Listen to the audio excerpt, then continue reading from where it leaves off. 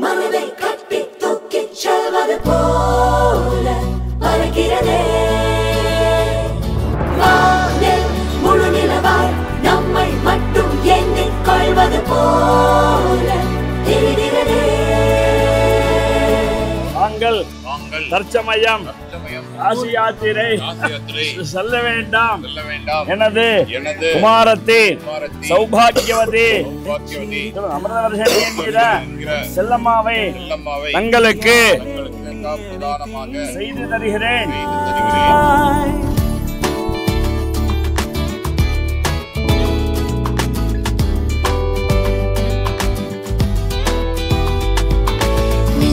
சிரித்தாய் என் உள்ளம் சரித்தாய் உயிரோடு என் உயிர் கோர்க்கிறாய்.